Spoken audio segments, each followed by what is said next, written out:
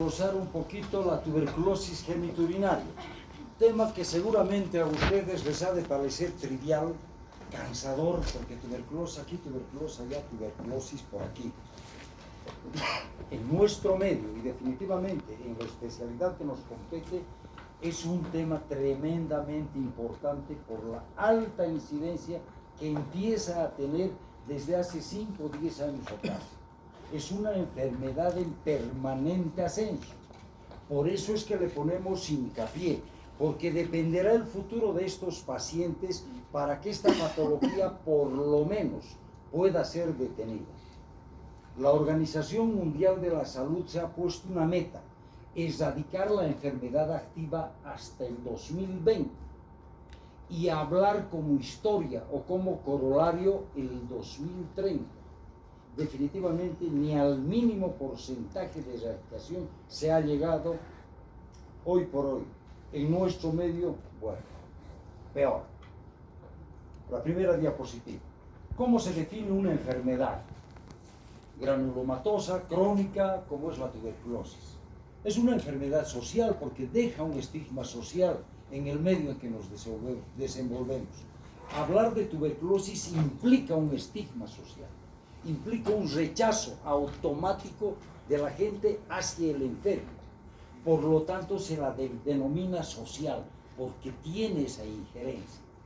Es infectocontagiosa, tiene una evolución crónica, pero es curable. Y de notificación obligatoria, porque el ministerio tiene un programa anual. Quiere decir que definitivamente los esquemas de tratamiento van acorde a las estadísticas. Hoy por hoy se debe tener mucho cuidado en esto, como veremos más adelante. La historia de esto, seguramente en neumología les han dado con lujo de detalles. Nosotros vamos a referirnos exclusiva y únicamente a lo que reporta. Tuberculosis genitourinaria se reporta 2400 años antes de Cristo en aquellas momias egipcias donde se vio que definitivamente había estigmas de tipo cicatricial en las momias que encontraron. Hipócrates, 375 años antes de Cristo, la denomina tisis por primera vez. Weizmann, el 696, la denomina escrófula, o describe la escrófula en aquellas linfadenectomías cervicales que se hacía con supuración. Todavía hoy por hoy vemos a alguna gente con alguna cicatriz retroauricular. Con en 1879 la describe ya, se da cuenta que el bacilo puede ser hallado en la orina. Y por fin, Koch, el 882, identifica por primera vez al bacilo. Esto parece anecdótico, pero tiene vital importancia. En 925 se descubre la BCG. En 944, durante la Segunda Guerra Mundial, llega y se descubre la streptomicina. Y el 52 se sintetiza la isoniazida. A partir de este momento, esta enfermedad que parecía ser incurable, de estigma social, infectocontagiosa, se habla de curación porque hay 2 medicamentos definitivamente que entran en el contexto de curación verdadera, especialmente la isoniazida, como veremos más adelante. Por favor, cerrame esta ventana porque no hay de esto.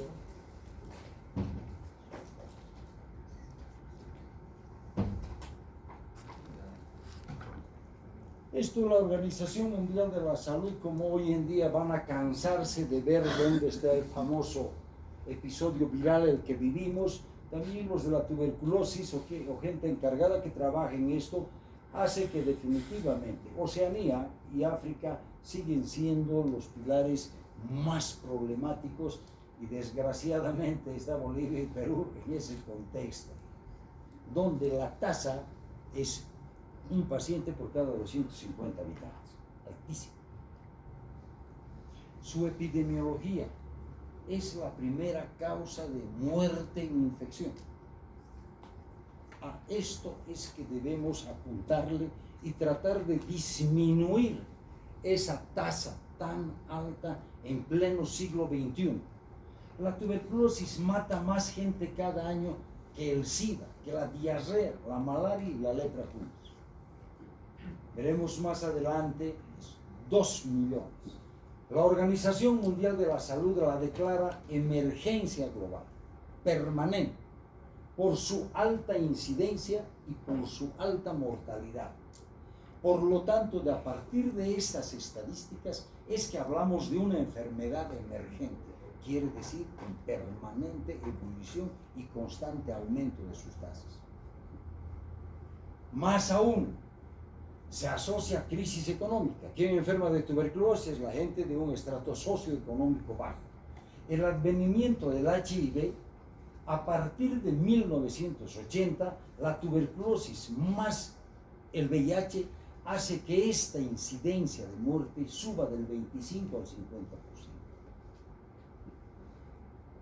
El 2012, gracias a los retrovirales, al diagnóstico y al tratamiento oportuno de los portadores del virus, disminuye dramáticamente al 12.7%.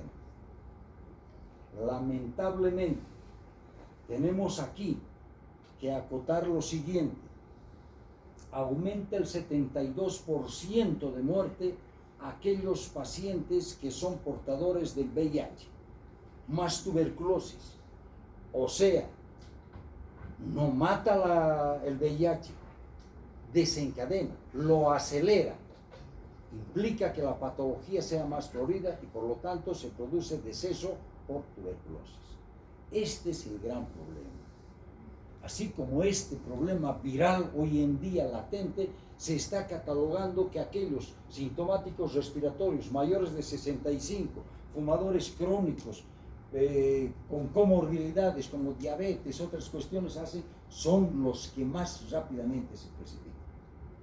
Todo este problema aparentemente y estadísticamente pudiera ser detenido en algún momento, pero lamentablemente emergen nuevas formas de tuberculosis monodrogos resistentes y tuberculosis multidrogos resistentes. Quiere decir que a este problema de los acortamientos o de los periodos cortos, perdón que interrumpa, por favor les insinúo la puerta, hay un reflejo tremendamente molestoso. Estadísticas últimas, el 2012 habían 450,000 pacientes monodrogos resistentes, de los cuales el 9% eran multidrogos resistentes. Quiere decir que hoy por hoy la droga de mejor solvencia en los tratamientos es la rifampicina, y hoy por hoy la primera que produce resistencia es la rifampicina. Entonces se entra a las multidrogos resistentes. Esto es del 18. Quisiera que por favor en algún momento me pongas. Las cifras han cambiado dramáticamente porque hoy por hoy se habla ya de el grande, el de Manillas. Se habla de una resistencia peor a todos los tratamientos. Por lo tanto, estos pacientes están condenados en nuestro medio. ¿Con qué droga se va a hacer el tratamiento? Hay una situación, al final me lo pones. Hay 2, 3 que he aumentado de este año. Entonces, esta cifra no la tomen en cuenta porque ha subido alarmantemente al más del 50% y hay una tercera nueva resistencia. Siguiendo con la epidemiología, 1/3 de la población mundial está infectada. Definitivamente estos son números que no cambian, que siguen y seguimos batallando en lo mismo. Se cree que en estos 3 grupos de población inmensas, 10 millones de casos nuevos activos, quiere decir bacilíferos en potencia, que contagian. 2 millones de muertes por año causan en todo el mundo. Cada segundo hay una nueva infección activa. El 90% de todos estos pertenece a los países en desarrollo, quiere decir a nosotros los tercermundistas. 75% lamentablemente enferman los que están en edad productiva, eso es entre 15 y 40 años. El 20% se traduce en una tuberculosis extrapulmonar. La siguiente. La tuberculosis genitourinaria como desarrollo. Tiene dos etapas. Primero, el contacto. Y segundo, el desarrollo de la enfermedad. ¿Entienden esto? ¿A qué se refiere?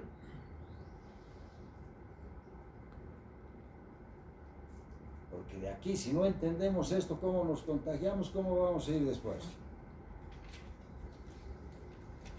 ¿Qué entiendes, hijita? Sí, temor a equivocarte, mi amor.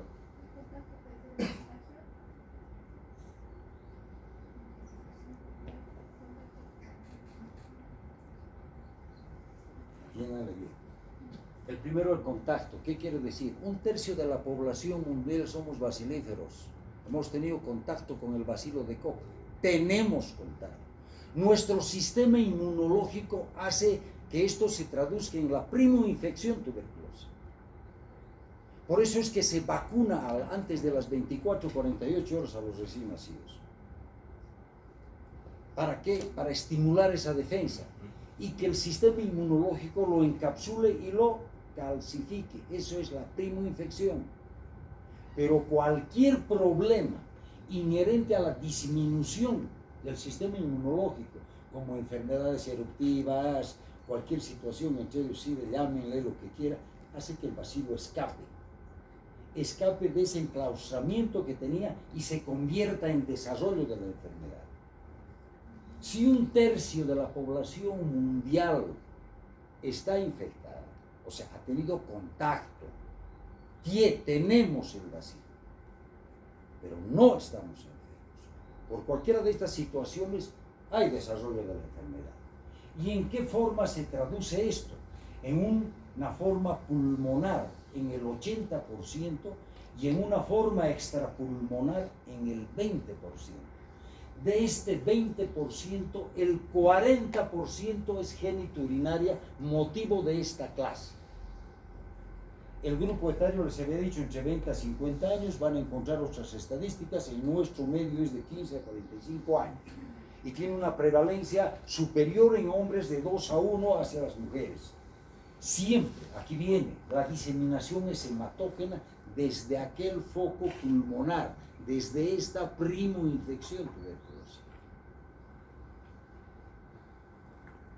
¿Cómo se produce? ¿Cuál es la fisiopatología de esto? ¿Tienen idea? A ver, cualquiera de ustedes. ¿Cómo nos contagiamos?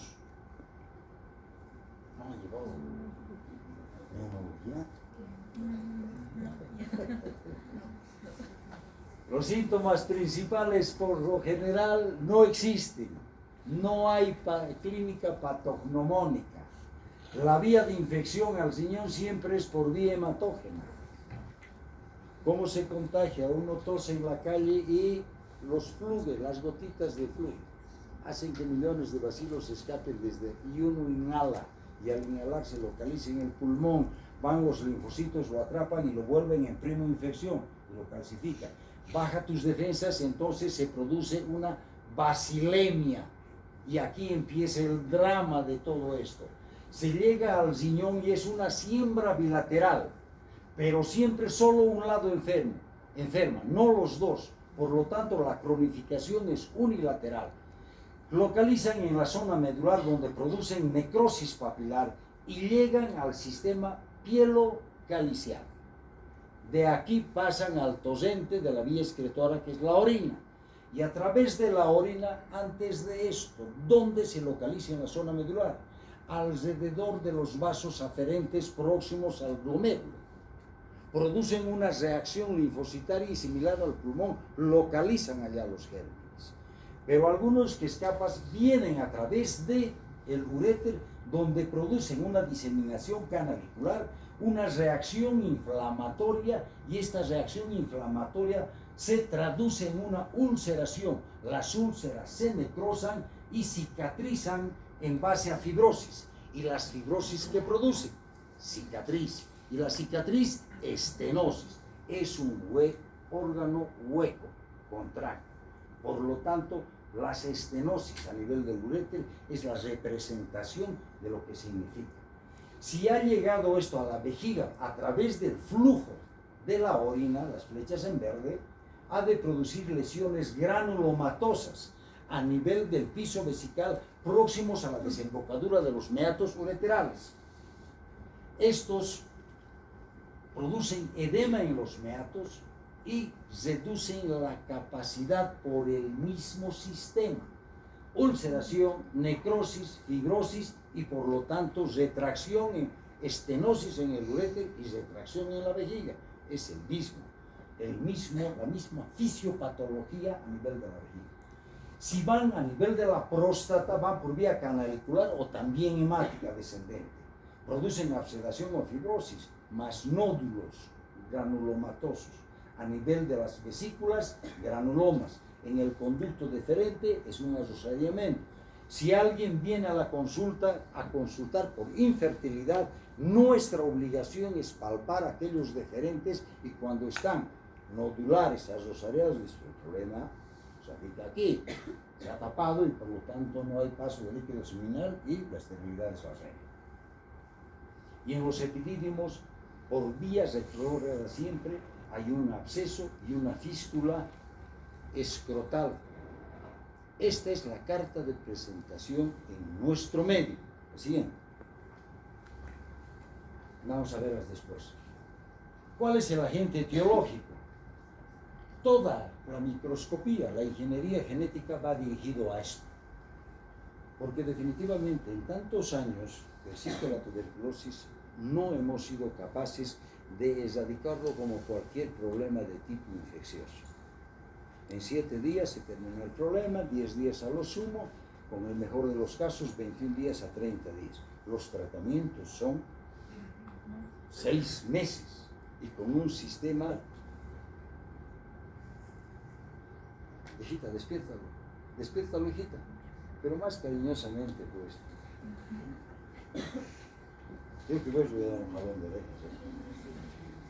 Entonces, ¿qué es la micobacteria? Es un bacilo gram positivo y que mide, es recto como están viendo, y que mide de 0,4 por 3 micrones de longitud. Es alcohol ácido resistente, tiene esto gracias a la capa de ácidos glicólicos que tiene. Se la determina o se la detecta a través de la tinción de Ziel-Nielsen. Es intracelular o ligado y es aeróbico. Su tiempo de duplicación, esto es fundamental, 18 a 20 horas, no es 4 horas como los bacilos gram negativos o la Escherichia coli que han de escuchar en la infección urinaria. Tiene un gran resistente a la desecación. Así. Aquí tienen tinciones de Ziel-Nielsen, esto es de nuestro medio, así se ven los bacilos de fuera. Y esto es microscopía electrónica, así se ven a través del microscopio electrónico un bacilo de Koch. ¿Cómo está constituido el bacilo? El bacilo está constituido. ¿Por qué es tan resistente? ¿Por qué es tan difícil de tratarlo? Porque tiene una capa interna, una capa media y una capa externa que recién se la está desglosando y identificando sus componentes, que aquí viene lo grave del problema, por qué es tan resistente al tratamiento y por qué las vacunas no son efectivas en el 100%. La siguiente, la capa interna, la de abajo, las que les mostré, es moderadamente electrón densa, compuesta por el péptido similar a las de otras bacterias. Esto es común y corriente. La capa media, que es la más ancha que la anterior y es electrón transparente, compuesto por el polisacárido, el arabino galactano, extremos distales están esterificados. Todas estas cuestiones es electrón, es microscopía electrónica y toque. Muy complicado. No les voy a complicar con esto. Solamente algunos 2 o 3 genes que tienen la obligación de saber por qué, porque de allá viene la resistencia y de allá se hace resistente a las bacterias. ¿Cuáles son sus factores de virulencia de esta bacteria? O digo de sí. Tiene su capa proteica, lipopolisacáridos y tiene un estigma genético. Los proteínas. El HSPX, importante elemento, controlador de la latencia del micobacterio. La sobreexpresión de la misma inhibe el crecimiento del microorganismo.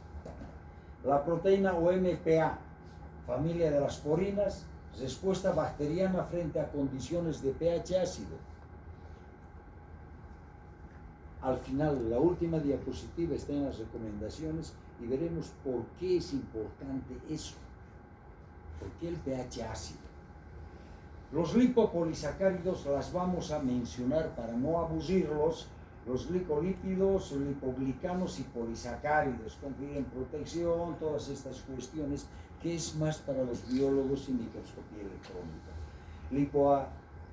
Lipoarabino manano y el fosfodidol manóxido, contribuyentes de la evasión de los micobacterios a la respuesta inmune del huésped. Ambas moléculas participan en la inhibición de la activación de los macrófagos infectados. En el transcurso vamos a seguir. Los genéticos, esto me interesa, el gen PHOP regula funciones esenciales requeridas para la virulencia y persistencia del micobacterio, por lo que se descarta su potencial aplicación como candidato vacunal contra la tuberculosis. A partir de aquí, lo que mencionan los que investigan esto es que de aquí va a salir la vacuna, que sea efectiva. Hay patologías que se vacunan una vez y bueno, y ahí se terminó en esta mano. ¿Cuál es la clínica? Absolutamente inespecífica, insidiosa y crónica. La sintomatología miccional en cuanto a nosotros nos confiere esto de la pérdida de peso, de la anorexia, sudoración nocturna, dolores musculares, eso lo van a ver con un lujo de detalles en la clínica o en la neumología. Lo que a nosotros nos interesa y nos abocamos es directamente. Aquí toda esta inespecificidad de su cuadro clínico se traduce y debemos recuperar en una sintomatología miccional. Inmediatamente, si un paciente tiene normalidad en los laboratorios, uno tiene que ir a buscar en la orina qué es lo que pasa. Hemos de encontrar microhematuria en más del 50%. Solo la macrohematuria se traduce en un 10% de aquellos pacientes. Lo que llama la atención es el encontrarse con una piuria estéril, una leucocituria en más del 90%. Más un urocultivo que es negativo nos está apuntando definitivamente a la ausencia de bacterias patógenas, por lo tanto debemos apuntar. La evolución crónica hasta la anulación funcional del riñón quiere decir que traduce como una cistitis común y corriente, y si no le damos importancia, no investigamos y no vamos tras esta patología, vamos a encontrarnos en largo plazo de que definitivamente se llevó un riñón. Sus manifestaciones generales que les he dicho, sudoraciones, pérdidas de peso, anorexias, esas cuestiones, solamente en el 50% están presentes. De ahí viene su inespecificidad. Las manifestaciones renales, vesicales y genitales es lo que nos interesa a nosotros y allá vamos a ir. ¿Qué es lo que produce a nivel de las suprarrenales en la vía urinaria? Produce una insuficiencia. ¿Y cómo se produce la insuficiencia suprarrenal? A ver, es que está durmiendo. A la pared no duerme.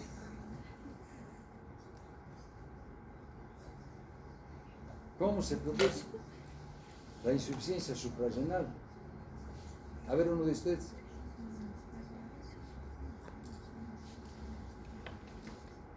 Uy, ¿cómo vamos? La enfermedad de Addison, ¿cómo después se vuelven negritos, no? Bueno, en el riñón produce hematuria, piuria, dilatación, insuficiencia renal crónica, calcificaciones y todo esto que los vamos a ir viendo. En el uréter lo que les he dicho, en la vejiga igual, próstata igual, perineo, fístula. Esto es tal vez lo que nos interesa, la anterior. Fístula, absceso, es el famoso, es la carta de presentación en nuestro medio de los comensuelos. Vienen con un absceso frío.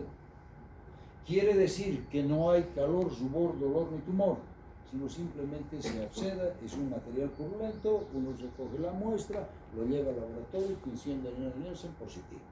Esto es un absceso frío con una fístula epidídimo escrotal. Así. Otro igual, ya cicatrizado.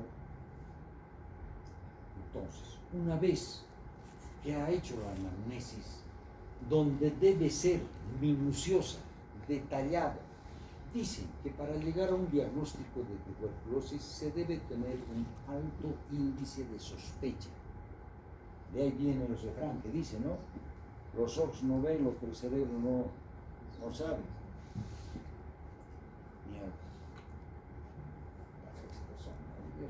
El examen físico debe pasar por alto estas situaciones. Las más de las veces los errores vienen por omisión. Cuando se está, nosotros en la especialidad tenemos la obligatoriedad de examinar genitales, perineo, todo esa cosa. Entonces, pero en la medicina general, y cuando mañana ustedes ejerzan en sus consultorios o en sus postas o hospitales o donde sea, si se les ha pasado una situación de un cuadro inespecífico y no han examinado, pudieran estarse comiendo todo un tiburón. El examen general de orina les va a manifestar lo que les he dicho. Van a la tinción de miel, de Nielsen en el segmento, van a tener la positividad del bacilo. El cultivo les confirma, el Oesten Jensen, y lo que definitivamente aclara las situaciones es la reacción en cadena de la polimerasa, como veremos más adelante. Si todo esto no confirma la cistoscopía, ¿dónde está haciendo? La ecografía y la orografía excretora, estos ya son procedimientos invasivos, por lo tanto confirman el diagnóstico. La tomografía ha de ser un medio donde hay, ¿no? Si ustedes están en provincia no van a pedir tomografía, porque no existe. La pieza de patología que es contundente, las más de las veces la situación de la tuberculosis se traduce en la exéresis, enviar la muestra y ahí le dicen. Estas son algunas imágenes de cistoscopía donde van a ver una deformación y edema del meato ureteral correspondiente. Igual, los granulomas en mijo de pan, van a escuchar en el libro, son granulomas tuberculosis que están bajando desde el riñón y por lo tanto desembocan cerca al meato. Y las úlceras que lógicamente se traducen en casi patognomónicos de la patología esta. Van al laboratorio. El aislamiento del germen en la orina es rarísimo. Se dice que para que haya una baciloscopía positiva, un bar en orina, tiene que haber más de 10.000 bacilos por mililitro. Entonces, cosa que no es. ¿Por qué? Porque la baciluria es intermitente, no es permanente. Si el Nielsen no es confiable, porque no solo hay el Mycobacterium tuberculosis, también hay el Smegmatis, también hay el aviar, también hay el otro, en fin, una serie de cuestiones. Por eso es imprescindible, y hoy por hoy el Ministerio de Salud obliga a la demostración del bacilo para iniciar tratamiento, porque el tratamiento es gratuito, es controlado, pero es supervigilado. Te hacen tomar delante de ti para evitar lo que habíamos dicho, los multidrogos resistentes y los monodrogos resistentes. Porque otra cosa es darles el tratamiento, van a su casa y se olvidan. Tomarse de un solo vuelo 9 tabletas para nadie es agradable. Entonces, las más de las veces, los fracasos de tratamiento en nuestro medio son por abandono de los pacientes hacia los tratamientos. Hay que identificar por medio, estos ya son tecnicismos de laboratorio, con Piruvic y penicilina, descartan todas las posibilidades, o sea, al bovis, para que se quede solamente el tuberculosis. La siguiente, por favor. Los métodos moleculares. Tal vez debiéramos tenerle más hincapié en esto. La detección directa del DNA microbiano hoy por hoy resulta ser el método. Lamentablemente no hacemos en nuestro medio por el costo. El Ministerio y los programas nacionales subvencionan los tratamientos, pero no los métodos de diagnóstico. La reacción en cadena de la polimerasa, el famoso PCR, puede detectar más o menos 10 bacilos. ¿Qué diferencia hay, no? Entre 10 y 10.000 que detecta el otro? Sensibilidad en el 88% y una especificidad en el 25%. Tiene, o digo 95%. Tiene mayor sensibilidad que el cielo y el C, y la detección es en el mismo día. Costo del examen.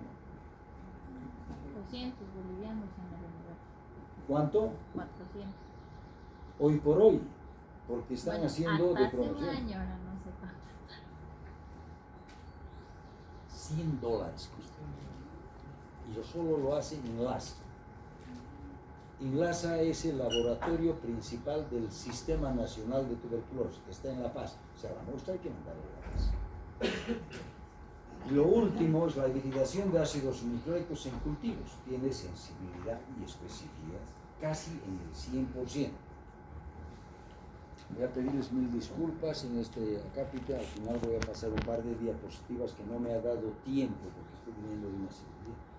No me ha dado tiempo para incluirlas, pero les voy a pasar al final de la clase. ¿Cuál es el cultivo? El cultivo en medio sólido, convencional. Lo está en Jensen. La primera lectura a las 4 semanas, la segunda a las 6 y la definitiva a las 8 semanas. Especificidad hasta en el 90% de los casos. Este método, muchos me han dicho que ya es pasado, pero hoy por hoy los principales laboratorios de nuestro medio lo realizan. Me han dicho que no van a cambiar porque son buenos, concretamente el Berkeley. El método BACTEC es un cultivo radiométrico líquido, no sólido como este. Este sólido es en clara de huevo y este líquido es en gas carbónico. Con sustrato marcado con carbono 14, produce CO2, la proliferación de los bacilos, que se mide cuantitativamente. Dura 13 días, la diferencia a 90 es grande, ¿no? Esto es de la escuela técnica, lo guardo esto como una reliquia, porque por primera vez yo también me enteré que así desarrollan un cultivo positivo de BK. Esto es en orina. Este es un cultivo positivo de la Escuela Técnica de Salud, que son los únicos que cultivan.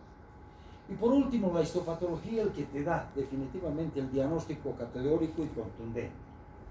Les advierto de que si no demuestran el bacilo tienen que ir a otro método, y el otro método es la histopatología, si no, no te dan autorización para iniciar tratamiento a tu paciente. 25 a 30% de diagnóstico de la tuberculosis genitourinaria se realiza a través de la histopatología. Es una lesión sospechosa, tienes que operarlo, sacar y mandar, y el patólogo te produce.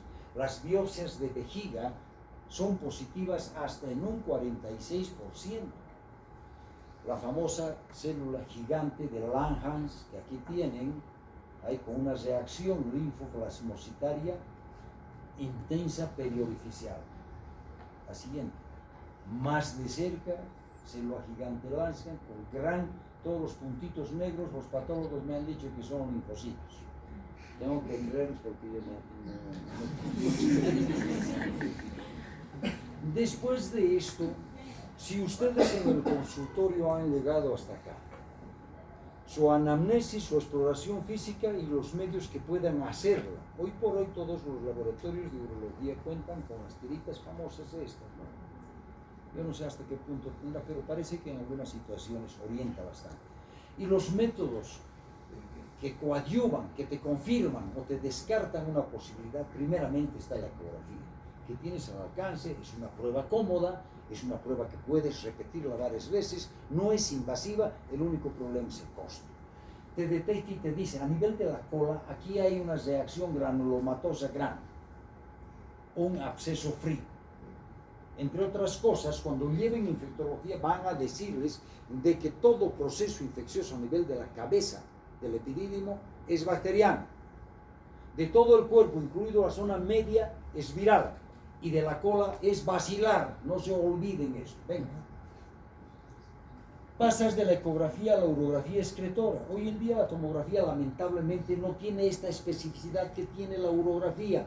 No te detecta. La primera manifestación radiológica de la tuberculosis a nivel del riñón es la amputación de los fornix. Esas famosas copitas de champán, se cayó una o las dos y no hay, eso es. Y la segunda manifestación que implica la raya es la estenosis infundibular a nivel del pielón superior, medio, inferior o anterior. Igual, la ausencia ya se carcomió completamente aquí, no hay papilas, igual en este grupo inferior. ¿Qué les llama la atención de esto? La vejiga pequeña, son las famosas, en los libros van a encontrar vejigas en un montón de nombres le ponen. Lo que yo quiero que se vea, reducción dramática de la capacidad vesical. Es una vejiga pequeñísima, por lo tanto, ¿qué va a producir esto? El paciente orina, tiene polaquiuria nocturna, pues no hay capacidad de orinar 20, 30 veces al día y la noche. Al estar pequeña la vejiga, indudablemente que hay una estenosis en la unión uretero-vesical y por lo tanto se traduce en un hidroureto y hidronefrosis subsecuente por déficit en la evacuación hacia la vejiga del contenido. Ya aquí estamos viendo lo que les había advertido, ya hay una anulación o por lo menos retraso de la función del riñón izquierdo, solo el derecho está eliminado.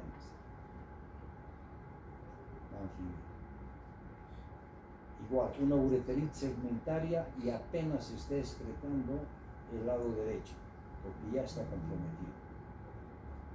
Aquí hay una hidronefrosis severa y esto está yendo al famoso riñón mástico, que es igual que queso, se vuelve de casio. Igual sus estenosis en el uréter, este lado igual está yendo a la tonificación, ya tiene una anulación funcional, esto se va a calcificar a la larga, vejiga pequeña, estenosis, estenosis y estenosis, una rectificación del uréter con una ya hidronefrosis de segundo a tercer grado en el lado derecho. Igual con un divertículo en la cabeza, la siguiente, igual estenosis. Todavía estas cuestiones, aquí hay una gran estenosis infundibular. Esto es lo que van a escuchar o leer los cálices en bolas, que son casi patognomónicos. Hoy por hoy no sé hasta qué punto nos estará ayudando la tomografía. Ese es otro. Esto es clásico, esto es lo que les hablaba, uréter en rosario por las múltiples estenosis segmentarias que tiene un uréter. Por lo tanto, la repercusión hacia el árbol superior va a ser de una hidronefrosis. La tomografía, en una placa simple, ¿qué puedes detectar? Puedes detectar una calcificación del riñón derecho.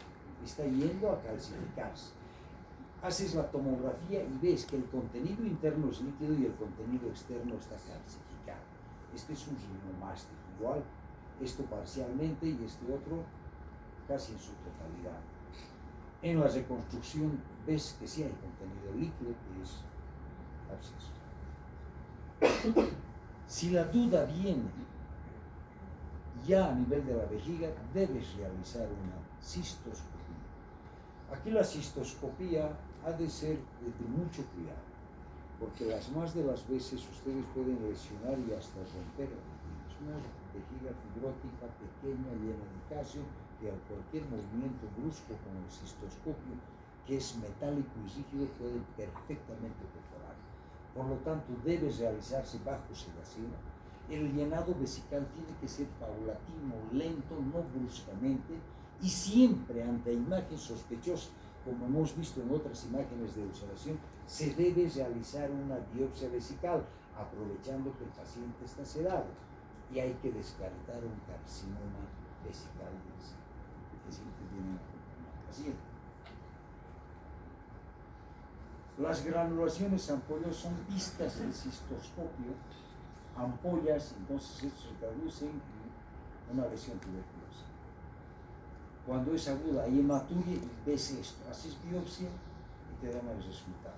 Cuando es crónico, ves estas situaciones de los orificios meatales a nivel del piso de la vejiga, en el trígono, y hay una deformación total de ambos meatos por la retracción fibrosa que produce la bacilo urinária.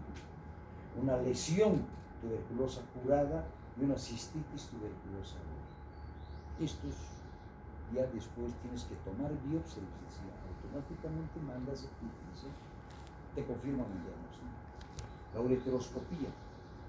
Cuando vamos a ir a un uréter enfermo, hacer siempre con todos los cuidados que esto implica, porque el diagnóstico diferencial de hematuria microscópica, tienes que determinar de qué lado te está sangrando. Todo está normal y no hay nada. Metes el ureteroscopio, extrusión, tomas una muestra, ves que de qué lado está sangrando, haces tus confirmaciones inherentes al caso y has de tener el diagnóstico. Y en ocasiones haces cultivos directos de cada célula. Mandas al laboratorio, bien los resultados. Pasarlo esto porque definir. Aquí es normal. Los anteriores esquemas no les quiero dar porque esto cambia. Cambia de acuerdo a la incidencia, cambia de acuerdo a la Organización Panamericana, Organización Mundial de la Salud, es decir, para Bolivia este año es esto, porque ha disminuido su tasa, entonces esto, para otro país esto. Son esquemas que varían, o tal vez será que el Ministerio de Salud le alcanzó la plata solo para esto. No sabemos, pero lo que a mí me interesa, que el medicamento de esterilización tuberculosa, primeramente es la rifampicina, y su dosis es 10 miligramos kilo peso. Viene en tabletas de 300 y de 150 miligramos con INH combinados. Los puros en inyectable vienen cada 5 o 6, 100 miligramos. Creo que en el país no hay. El segundo medicamento de alta difusión es la isoniazida. La dosis es 5 miligramos kilo peso. Lo tenemos en tabletas de 100 miligramos. Hagan sus cálculos.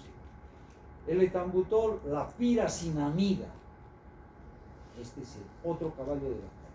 Es esterilizante. 20 a 30 miligramos kilo peso y vienen en tabletas de 500 miligramos. Segunda línea, el etambutol y la streptomicina, que hoy en día por su efecto ototóxico prácticamente ya no se la está usando, salvo en situaciones de resistencia o de no esterilización. ¿Cuáles son bactericidas? El INH y la rifampicina. Afecta bacilos activos y latentes que están dentro de los macrófagos. La piracinamida destruye bacterias intracelulares en medio ácido. Por lo tanto, estos tres medicamentos tienen acción esterilizante y estos son los que curan la tuberculosis. Son bactericidas. Los que están asistiendo vean bien esto. El año pasado creo que han reclamado diciendo de que no les había dado en clases, porque de aquí salen las preguntas. Venga. Los bacteriostáticos son el etambutol y la tioacetasona. Se usan con bactericidas para prevenir emergencias en cepas resistentes. Esto está cayéndose por su propio peso, los digo para que sepan y tengan idea, porque todavía en el medio se utiliza. ¿Cuál es el problema que hoy se está peleando? La monodroga y la multidrogoresistencia. Se ha visto definitivamente hoy en día de que a través de la genética del gen expert MD-ZIF es un medio de laboratorio que te dice si hay tuberculosis y si es resistente o no a la rifampicina. Ese está en el artículo italiano, es el último. Por lo tanto, este va a ser el futuro del diagnóstico, porque no falla, igual que la reacción en cadena de la polimerasa. El tratamiento quirúrgico de esta patología. habrán visto que si hay una estenosis hay que arreglarlo. Habrán visto que si hay un absceso hay que solucionar, drenar y quitar. Por lo tanto, las cirugías ablativas son hasta el 35%. Se saca ese epidídimo, se saca ese riñón, se saca, bueno, el órgano que esté afectado. Y las reconstructivas son mayores, el 65% de los casos. No se olviden de inicio que les dije, enferman los dos riñones, pero se cronifica uno, la naturaleza es sabia, y el otro es el que persiste.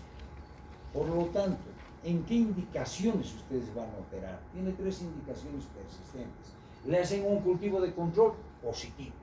Por lo tanto, la baciluria persistente es un factor que debe determinarnos a quitar ese riñón, a arreglar el uréter, a sacar una muestra de la vejiga, porque de dónde está viniendo la baciluria si ya le has hecho el tratamiento.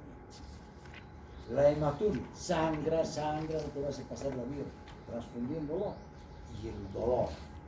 Estas son las 3 causas que te inducen a ir por un riñón, por un uréter, por parte de la vejiga, en fin, son indicaciones perentorias de cirugía. Las conclusiones, el momento de reflexión, situación de salud mundial grave, parece que está igual que el coronavirus. Frecuencia prácticamente desconocida, porque la alta incidencia es en países en vías de desarrollo, donde no tenemos estadística propia, donde no tenemos un montón de factores que condicionan y que nos hagan esto. Pero ya ha habido el 80% de los resistentes, mejores díganme la diapositiva, increíblemente, es China, India y Rusia. Definitivo. Ahí está, una publicación reciente en noviembre del año pasado. Frecuencia es prácticamente desconocida por este mismo sistema. Síntomas iniciales son poco orientadores, vienen por un dolor de cabeza, por una astenia, y síntomas urinarios con enfermedad avanzada. Cuando ya tienes polaquiuria, nocturia, o tienes microhematuria o hematuria, es que eso ya tiene velocidad. Entonces, lo que les decía, el diagnóstico requiere un alto índice de sospecha. Y aquí viene una historia clínica detallada, una exploración física minuciosa y a conciencia. Tiene gran compromiso quirúrgico reparador. Alguna vez, con gran estupor, he escuchado decir de que en algunas latitudes de Sudamérica hay urólogos clínicos. Yo creo que la urología es una especialidad en el 80%. Gran compromiso quirúrgico reparador, además, ¿quién se los arregla? Situaciones a considerar, y esto es, ténganlos en cuenta, y van a sacar sus conclusiones, lo que al principio les decía. El uso de las quinolonas. Hacemos un llamado de atención a los visitadores médicos y también a ustedes. No podemos darnos el lujo de utilizar quinolonas porque el diagnóstico retrasa 3 meses y negativiza el cultivo. ¿Cuáles son las quinolonas? Ciprofloxacina, levofloxacina, ofloxacina, gatifloxacina, esparfloxacina, y tanto que hay, ¿no? Dolor de cabeza, ciprofloxacina.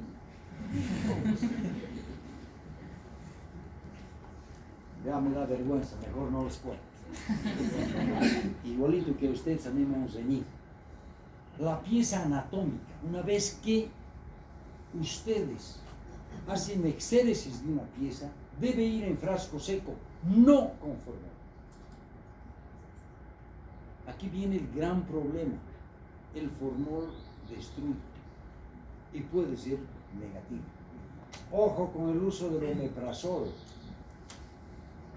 con los inhibidores de la bomba. Todas las drogas que les he estado mencionando se absorben en medio ácido, de ahí que les dije, pH ácido es imprescindible. De ahí que en los lugares del centro de salud o los centros de salud, llámese los sedes, les hacen tomar con agua o con un licuado de plátano, pero no está contraindicado el omeprazol ni la leche. La leche saponifica la isoniazida de parte de la piacinamida. No se debe administrar con alimentos, se debe más bien administrar alimentos secos sin grasa. La grasa igual saponifica y no deja. El cultivo normal y corriente que le sale negativo, pese a una situación de sintomatología misional acentuada, hace que definitivamente nos obligue a hacer un cultivo de microarterias. Estamos obligados. Si una paciente joven o de cualquier sexo, de cualquier edad, le hacen todo y todo es normal, cultivos negativos, siempre piensen que eso puede ser tuberculosis. Bueno, aquí se ha terminado. Un segundito porque les voy a dar los